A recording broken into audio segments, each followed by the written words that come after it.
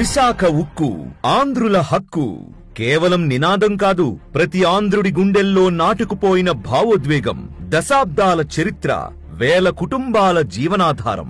ఈ ప్లాంట్ ఏర్పడిన రోజు నుంచే దేశ నిర్మాణానికి వెన్నెముకగా నిలిచింది విశాఖ ఉక్కు. కానీ ప్రపంచ మార్కెట్ మార్పులు, రుణభారం, ముడిసరుకు కొరత ప్లాంట్ ను ఇబ్బందుల్లోకి నెట్టాయి. 2024 నాటికి ఉత్పత్తి 25% పడిపోయి కార్మికుల గుండెల్లో భయం పెరిగింది. అలాంటి క్లిష్ట సమయంలో విశాఖ ఉక్కును బలపరచాలనే సంకల్పంతో కేంద్రం మరియు రాష్ట్రంలోని ఎన్డీఏ ప్రభుత్వం ముందుకు వచ్చింది. ముఖ్యమంత్రి గారు స్వయంగా కేంద్ర ఉక్కు శాఖ మంత్రి కుమారస్వామి గారితో కలిసి తెల్లవారుజామున 2:30 గంటలకు ఆర్థిక శాఖ మంత్రి నిర్మలా సీతారామన్ గారి వద్దకు వెళ్లి పరిస్థితి నివేదించారు. కేంద్రం ముందుకు వచ్చింది. సెప్టెంబర్ 2024లో అత్యవసరంగా 500 కోట్ల రూపాయల ఈక్విటీ, 1140 కోట్ల రూపాయల రుణం మంజూరు చేసింది.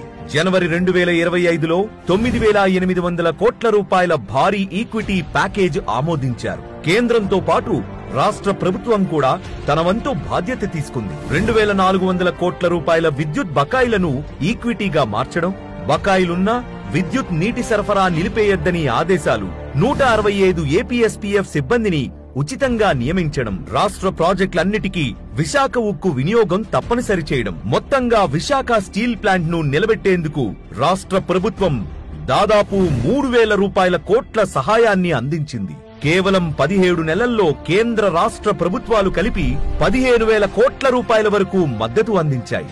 ఈ అన్ని చర్యల ఫలితం సామర్థ్యం 25% నుంచి 79%కి పెరిగింది. ప్రభుత్వం ఇచ్చిన హామీ చాలా స్పష్టం. విశాఖ ఉక్కు ఆంధ్రుల హక్కు. ఈ హక్కును కాపాడుతున్నది కేంద్ర రాష్ట్ర ప్రభుత్వాల స్పష్టమైన సంకల్పమే.